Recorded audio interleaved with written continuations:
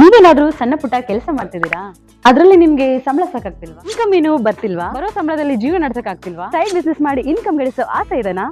ಹಾಗಾದ್ರೆ ಚಿಂತೆ ಬಿಟ್ಬಿಡಿ, ರಿಯಲ್ ಎಸ್ಟೇಟ್ ಬಿಸ್ನೆಸ್ಗೆ ಬನ್ನಿ. ಬಿಡುವಿನ ಸಮಯದಲ್ಲಿ ಇನ್ಕಮ್ ಜೊತೆಗೆ ಲಕ್ಷ ಲಕ್ಷ ಸಂಪಾದನೆ ಮಾಡಿಕೊಳ್ಳಿ.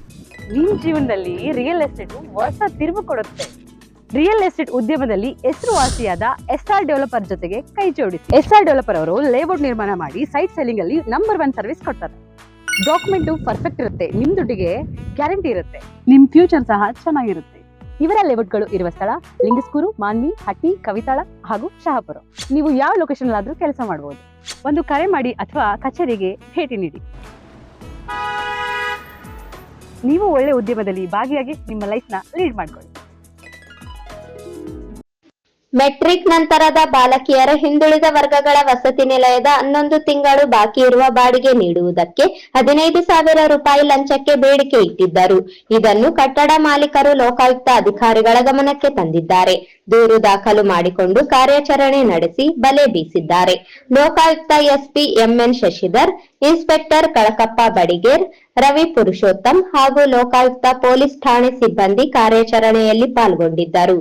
ಸಂಗನ ಬಸಪ್ಪ ಮಾನ್ವಿ ತಾಲೂಕು ಸಮಾಜ ಕಲ್ಯಾಣ ಇಲಾಖೆ ಪ್ರಭಾರಿ ಅಧಿಕಾರಿಯಾಗಿಯೂ ಕಾರ್ಯನಿರ್ವಹಿಸುತ್ತಿದ್ದಾರೆ.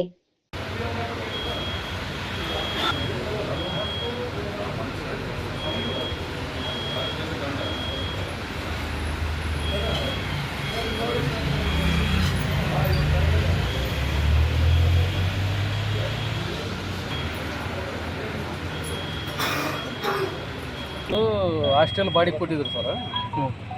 ಹಾಸ್ಟೆಲ್ ಬಾಡಿಗೆ ಕೊಟ್ಟಿದ್ರು, ಅದರದ್ದು ರೆಂಟ್ 11 ತಿಂಗಳದ್ದು ರೆಂಟ್ ಕೊಡೋದಿತ್ತು. ಆ ರೆಂಟ್ ಬಾಡಿಗೆ ಕೊಡೋಕೆ ಈತ ಲಂಚ ಬೇಡಿಕೆ ಇಟ್ಟಿದ್ದ. ಅದನ್ನೇನೈತೆ ಲಂಚ ಇವತ್ತು ಕೊಟ್ಟಾಗ ಯಾರು ಬೇಡಿಕೆ ಇದು ಸಂಗನ ಬಸವ ಬಿರಾದಾರ್ ಅಂತೇಳಿ ಮ್ಯಾನೇಜರು, ಆಮೇಲೆ ಇನ್ಚಾರ್ಜು ತಾಲೂಕು ಆಫೀಸರ್ ಇಲ್ಲಿ ಮಾರಿ ಅವ್ರು ಏನೈತೆ ಈಗ ಸದ್ಯ 11 ತಿಂಗಳದಾಗ 7 ತಿಂಗಳ ಬಾಡಿಗೆ ಶಂಕ್ಷನ್ ಮಾಡ್ಯಾರ ಸರ್.